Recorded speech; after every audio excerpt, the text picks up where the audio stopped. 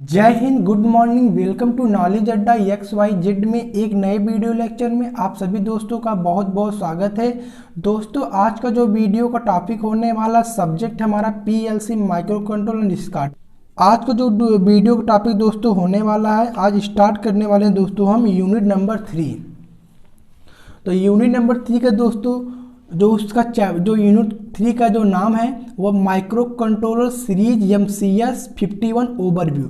मतलब इसमें हम जानेंगे माइक्रो कंट्रोलर जो IC होती है उन सब के बारे में डिटेल में जानेंगे। ठीक है दोस्तों, इस यूनिट में तो चलिए देख लेते हैं कि इस यूनिट में हमें क्या क्या पढ़ना है, उसको देख लेते हैं। तो सबसे पहले दोस्तों जानेंगे हम पिन डिटेल्स, मतलब 8051 माइक्रो कंट्रोल का पिन डिटेल जानेंगे। इसके बाद दोस्तों जानेंगे इनपुट आउटपुट पोर्ट स्ट्रक्चर जानेंगे। इसके बाद दोस्तों जानेंगे मेमोरी ऑर्गेनाइजेशन। इसके बाद दोस्तों जानेंगे स्पेशल फंक्शन रजिस्टर या इंस्ट्रक्शन सेट। और इसके बाद जानेंगे एड्रेसिंग मोड और timer operation, serial port operation and interrupts. मतलब इन सब के बारे में हम डिटेल में जानेंगे। लेकिन दोस्तों आज का जो वीडियो का टॉपिक बेसिकली होने वाला है, टॉपिक हमारा क्या है, पिन डिटेल। मतलब 8051 माइक्रो कंट्रोल का जो पिन डिटेल होता है उसको जान लेते हैं। ठीक है दोस्तों, तो वीडियो में लास्ट तक बने रहिए। वीडियो बहुत ही इंपॉर्टेंट है आपके एग्जाम की दृष्टि से, और आप वीडियो पूरा देखिए। मैं पूरी गारंटी के साथ कह सकता हूं कि आपका एग्जाम में 5 नंबर फिक्स, और ये वीडियो आपको पूरी समझ में आ सकती है। तो चलिए बिना किसी देरी के वीडियो को स्टार्ट करते हैं। तो जैसा दोस्तों आप देख सकते हैं कि हमारी यूनिट क्या है, micro controller series MCS 51 overview. तो दोस्तों हम जान लेते हैं कि हमारा माइक्रो कंट्रोल होता क्या है। मतलब जो हेडिंग है तो जान लेते हैं माइक्रो कंट्रोल होता क्या है, फिर इसके बाद जानेंगे इसका जो पिन डिटेल है उसको जान लेते हैं। तो चलिए देख लेते हैं कि हमारा माइक्रो कंट्रोल होता क्या है।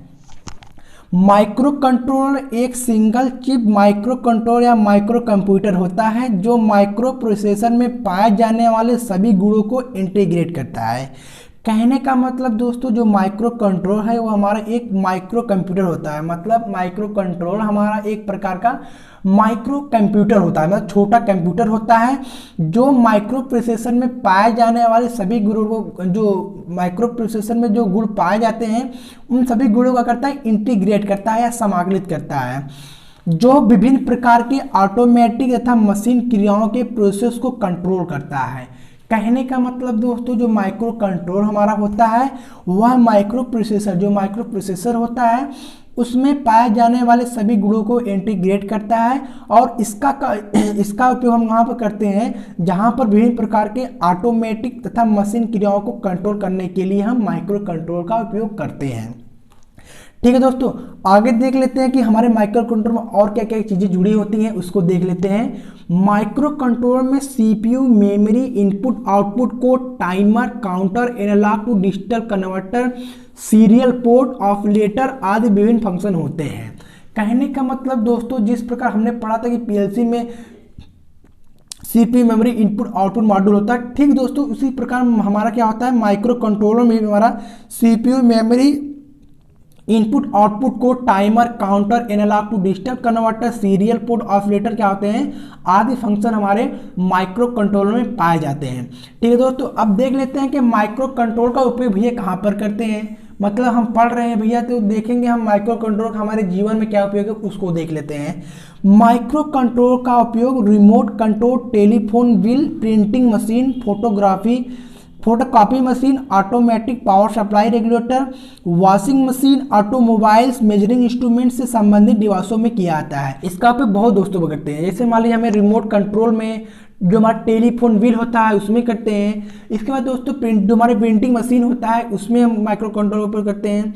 फोटोकॉपी मशीन में करते हैं, ऑटोमेटिक पावर रेगुलेटर में करते हैं, वॉशिंग मशीन माइक्रो कंट्रोल का उपयोग करते हैं, ऑटोमोबाइल में करते हैं, और मेजरमेंट जो हमारा मेजरिंग इंस्ट्रूमेंट होता है उसमें हम माइक्रो कंट्रोल का उपयोग करते हैं। इस प्रकार जानेंगे कि हमारा माइक्रो कंट्रोल का जो पिन डिटेल होता है, मतलब हमारा माइक्रो कंट्रोल क्या कितने पिन की होती है और जो सभी पिनें होती हैं उन सब का क्या क्या फंक्शन होता है उसको देख लेते हैं। ठीक है। जैसा कि दोस्तों आप देख सकते हैं कि आपके हेडिंग आपके सामने क्या हमारा माइक्रो कंट्रोल का पिन डिटेल आ गया है। तो हेडिंग दोस्तों क्या है, 80-51 माइक्रो कंट्रोल पिन डायग्राम। मतलब 80-51 माइक्रो कंट्रोल का पिन डायग्राम किस प्रकार से होता है उसको आप देख लीजिए। दोस्तों जो डायग्राम थोड़ा बड़ा है, मोबाइल में नहीं आ रहा है, लेकिन आपको यदि हमारा इस नोट्स का PDF चाहिए तो टेलीग्राम चैनल को ज्वाइन कर सकते हैं, और मैंने डिस्कशन में व्हाट्सएप ग्रुप का लिंक और टेलीग्राम का लिंक दोनों दे रखी है, जाकर आप ज्वाइन करिए और वहाँ पर आप नोट्स को ले सकते हैं। तो दोस्तों देख सकते हैं कि हमारा जो 80-51 माइक्रो कंट्रोल पिन डिटेल है आपको दिख रहा होगा। तो दोस्तों मैं बता दूं, जो हमारा 80-51 माइक्रो कंट्रोल होता है, जो हमारा इंटेल 80-51 जो माइक्रो कंट्रोल होता है वह N channel gate HMAS technology पर कार्य करता है। कहने का मतलब जो हमारा 80-51 माइक्रो कंट्रोल होता है वो दोस्तों HMAS टेक्नोलॉजी पर कार्य करता है। 80-51 माइक्रो कंट्रोल में हमारी क्या होती है, 40 पिन होती है। उन 40 पिन में क्या होता है दोस्तों, जो हमारा 32 पिनें होती हैं वो 4 पोर्ट में विभाजित होती हैं, port 0, port 1, port 2 and port 3। ठीक है दोस्तों, मैं आपको बता देना चाहता हूं कि जो हमारे 40 मतलब माइक्रो कंट्रोल की जो 40वां पिन होती है वह क्या कहते हैं, वहां पर हम उसे VCC कहते हैं, और इस पिन पर क्या करते हैं 5 वोल्ट की पावर सप्लाई प्रदान करते हैं। मतलब 40 वाली पिन पर हम 5 वोल्ट की माइक्रो कंट्रोल को सप्लाई देते हैं। और इसके बाद दोस्तों हमारा 20वां पिन होता है वह एक ग्राउंड पिन होता है। मतलब जो 20वां पिन होता है हमारा दोस्तों वह एक ग्राउंड टर्मिनल होता है। ठीक है दोस्तों, अब बात कर लेते हैं कि पोर्ट नंबर 1 की इसका क्या फंक्शन है।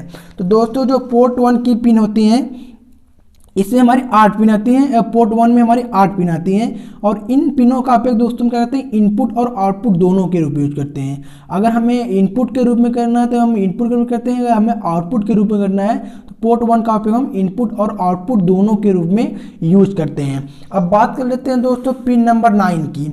पिन नंबर 9 दोस्तों हम इसे रीसेट पिन कहते हैं। मतलब यदि हमें माइक्रो कंट्रोल को रीसेट करना है, मतलब किसी फंक्शन के बाद या किसी ऑपरेशन के बाद हमें माइक्रो कंट्रोल को रीसेट करना है तो हम इस पिन का उपयोग करते हैं।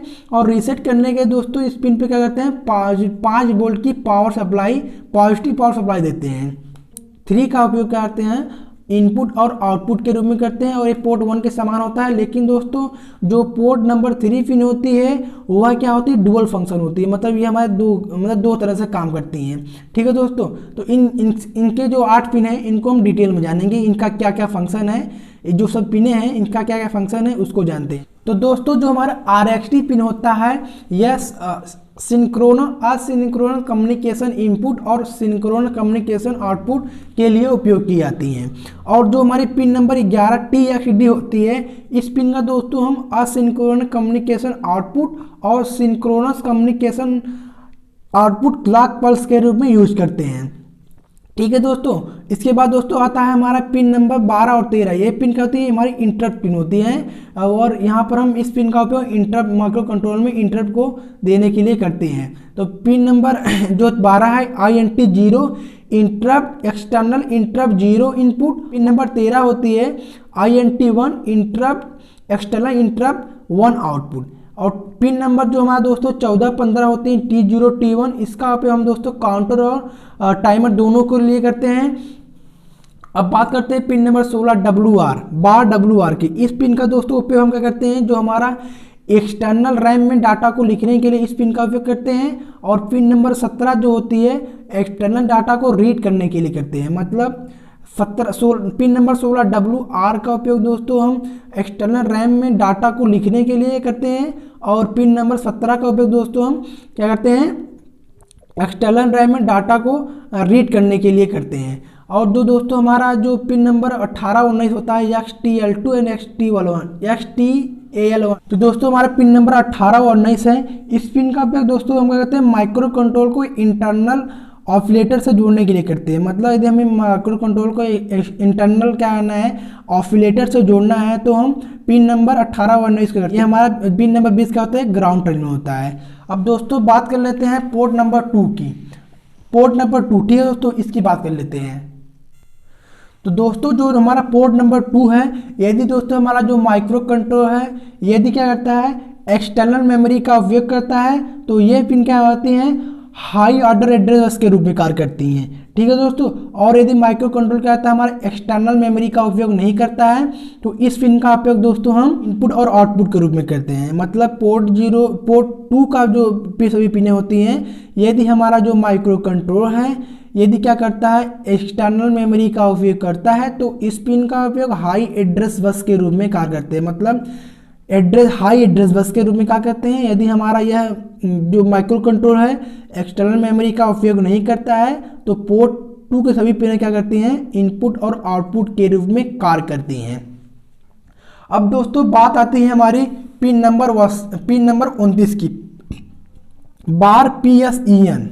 तो दोस्तों जो हमारी पिन नंबर 29 PSEN होती है, जो हमारे एक्सटर्नल प्रोग्राम मेमोरी को क्या करती है, इनेबल करने के लिए हम पिन नंबर 29 का उपयोग करते हैं। मतलब अगर हमें एक्सटर्नल प्रोग्राम मेमोरी को इनेबल करना है तो दोस्तों हम पिन नंबर 29 का उपयोग करते हैं और उसको हम इनेबल करने के लिए। पिन नंबर 30 की ALE या PROG, मतलब ये डुअल फंक्शन पिन होती है। हमारा क्या है, एक हाई आउटपुट सिग्नल होता है। मतलब जो LE पिन होती है वह एक हाई एक्टिव सिग्नल होता है।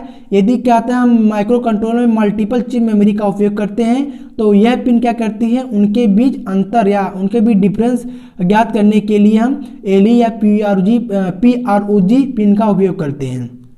अब बात करते हैं दोस्तों पिन नंबर 31 की, बार EA या VPP।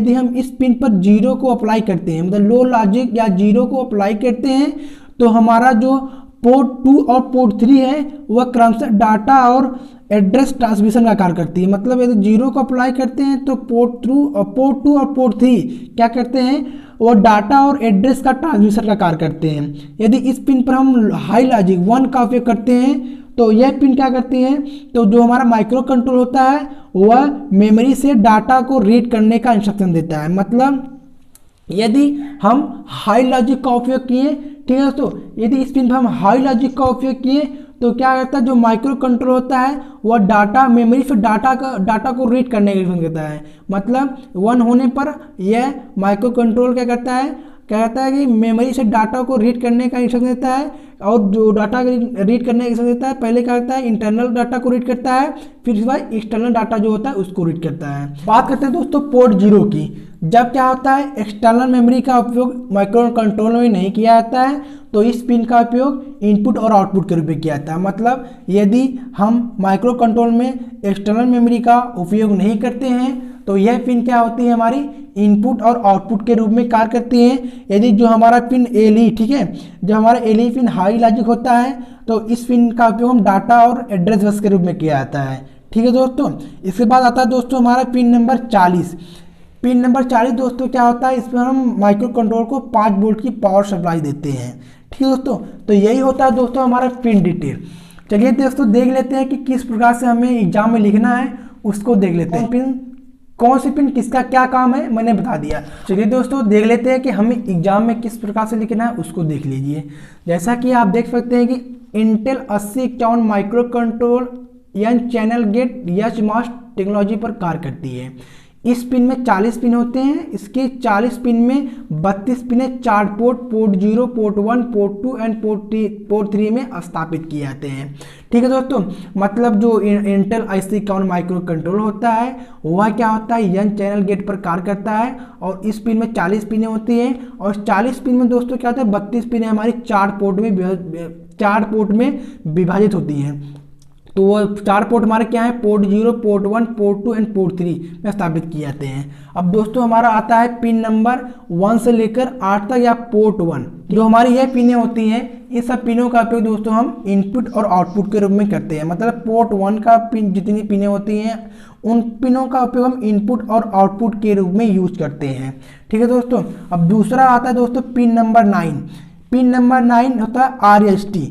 माइक्रो कंट्रोल को रीसेट करने के लिए इस पिन का उपयोग किया जाता है। ठीक है, तो जो हमारे पिन नंबर 9 होता है, ये माइक्रो कंट्रोल को रीसेट करना किसी ऑपरेशन के बाद, तो इस पिन का उपयोग करते हैं। और रीसेट करने के लिए दोस्तों हम इस पिन पर क्या करते हैं, पॉजिटिव वोल्टेज को देते हैं, पॉजिटिव पल्स को देते हैं। ठीक है दोस्तों। आता है हमारा तीसरा हेडिंग क्या है, पिन 10 से लेकर 17 तक, यह पोर्ट 3। अब बात करते हैं पोर्ट 3 की, तो यह पिन क्या आती है, यह पिन क्या आती है, इनपुट और आउटपुट के रूप में यूज की जाती हैं। मतलब दोस्तों जो पोर्ट नंबर 3 की पिनें होती हैं उनका उपयोग हम इनपुट और आउटपुट दोनों के रूप में करते हैं, और यह पिन क्या होती है, डुअल फंक्शन के रूप में होती है। मतलब पिन नंबर जो हमारा पिन पोर्ट 3 है वह इनपुट आउटपुट दोनों के रूप में करती है, लेकिन यह पिन क्या होती है, डुअल फंक्शन के रूप में कार्य करते हैं।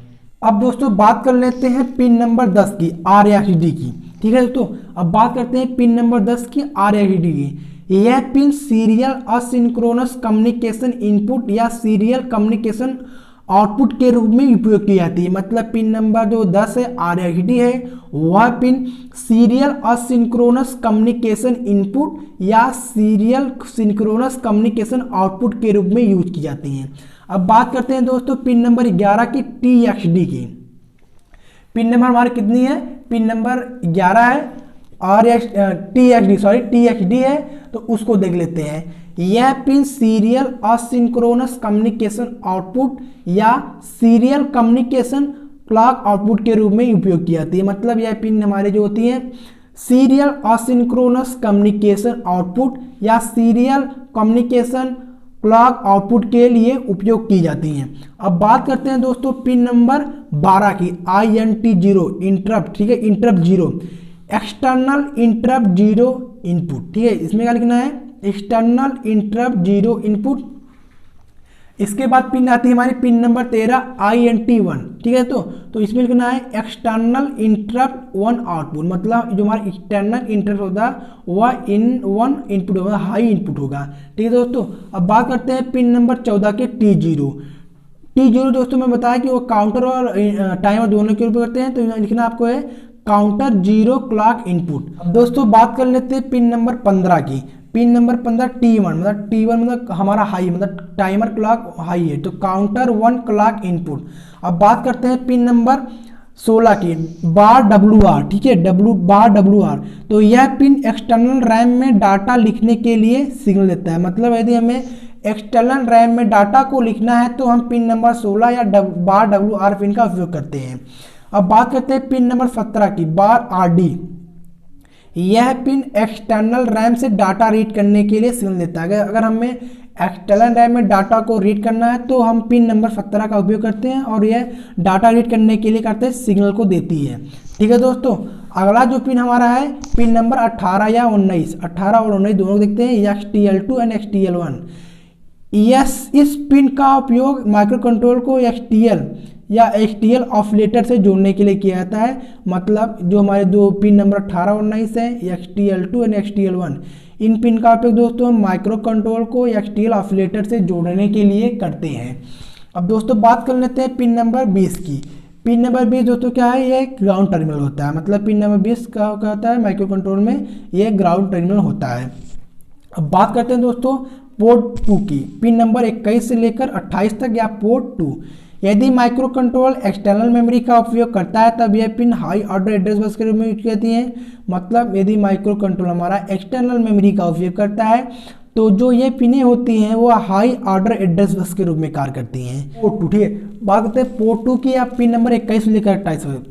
तो दोस्तों जो पोर्ट 2 होता है, यदि हमारा माइक्रो कंट्रोल एक्सटर्नल मेमोरी का उपयोग करता है तो यह पिन हाई एड्रेस बस के रूप में कार्य करती हैं। और यदि माइक्रो कंट्रोल एक्सटर्नल मेमोरी का यूज नहीं करता तब यह पिन इनपुट और आउटपुट के रूप में यूज की जाती है। कहने का मतलब दोस्तों यही है कि यदि हमारा जो माइक्रो कंट्रोलर है वह एक्सटर्नल मेमोरी का उपयोग किया तो हाई एड्रेस बस के रूप में कार्य करेंगे। यदि माइक्रो कंट्रोल एक्सटर्नल मेमोरी का उपयोग नहीं किया तो यह पिन इनपुट और आउटपुट के रूप में कार्य करती हैं। अब बात कर लेते हैं दोस्तों पिन नंबर 29 की, PSEN, बार PSEN। इस पिन का उपयोग एक्सटर्नल प्रोग्राम मेमोरी को इनेबल करने के लिए किया जाता है। मतलब जो हमारा एक्सटर्नल प्रोग्राम मेमोरी है उसको अगर हमें इनेबल करना है तो हम पिन नंबर 29 का उपयोग करते हैं, PSEN का उपयोग करते हैं।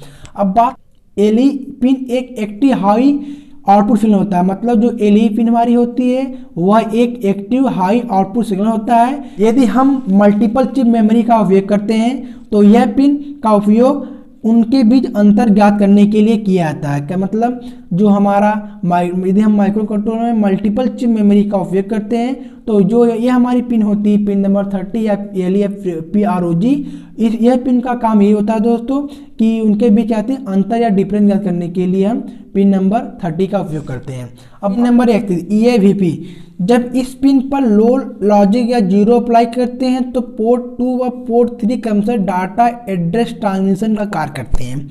कहने का मतलब दोस्तों जब हम पिन नंबर 31 पर क्या करते हैं जीरो या लो लॉजिक को अप्लाई करते हैं तो जो हमारे पोर्ट 2 होते हैं वह पोर्ट 3 होते हैं क्रमशः डाटा और एड्रेस ट्रांसमिशन का कार्य करते हैं। और यदि क्या करते हैं हम कि जो हमारा पिन नंबर 31 है बार EA या VPB, यदि उस पिन पर हम क्या करते हैं लो लॉजिक को अप्लाई करते हैं तो जो हमारे पोर्ट 2 और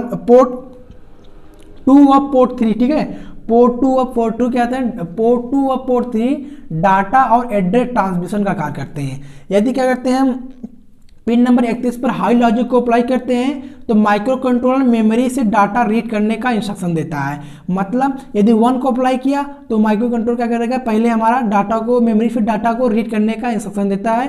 पहले हमारा डाटा रीड होगा इंटरनल का, फिर इसके बाद होगा एक्सटर्नल का। तो दोस्तों जो पिन नंबर हमारी 31 होती है इसका काम दोस्तों ये होता है कि यदि हम माइक्रो कंट्रोलर में इस पिन पर लो लॉजिक को अप्लाई करते हैं तो हमारा जो पोर्ट 2 और पोर्ट 3 है वह क्रमशः डाटा और एड्रेस ट्रांसमिशन का कार्य करते हैं। यदि हम इस पिन पर हम हाई लॉजिक 1 का उपयोग करते हैं तब यह माइक्रो कंट्रोल मेमोरी से डाटा रीड करने का इंस्ट्रक्शन देता है। पहले डाटा रीड होगा हमारा इंटरनल का, फिर इसके बाद होगा एक्सटर्नल का। अब बात करते हैं दोस्तों पिन 32 से लेकर 39 पोर्ट 0 का। क्या होगा, पोर्ट 0 को बात करते हैं जब एक्सटर्नल मेमोरी का उपयोग नहीं करता, जब हमारा जो माइक्रो कंट्रोल है यदि एक्सटर्नल मेमोरी का उपयोग नहीं करता तब इस पिन का उपयोग इनपुट और आउटपुट पिन के रूप में यूज किया जाता है। कहने का मतलब पिन नंबर जो हमारा पोर्ट 0 है, यदि हमारा जो माइक्रो कंट्रोल है यदि हम वह एक्सटर्नल मेमोरी का उपयोग नहीं करता है तो यह पिन हमारे इनपुट और आउटपुट के रूप में यूज की जाती है। और पिन नंबर 30 है, ठीक है, जो हमारी LE पिन है वह पिन यदि हाई लॉजिक होता है तो इस पिन का उपयोग डाटा बस के रूप में यूज किया जाता है। मतलब जो हमारा LE पिन हाई होगा, पिन नंबर 30 या LE पिन हमारा हाई होगा तो उस कंडीशन में क्या होगा, ये जो हमारे पिन नंबर 30 से लेकर 32 से 39 है या पोर्ट 0 है वह डाटा बस के रूप में क्या करती हैं। यदि जब पिन हमारा LE पिन हमारा लो लॉजिक होता है तो इस पिन का उपयोग हम लोअर ऑर्डर एड्रेस बस के रूप में यूज किया जाता है।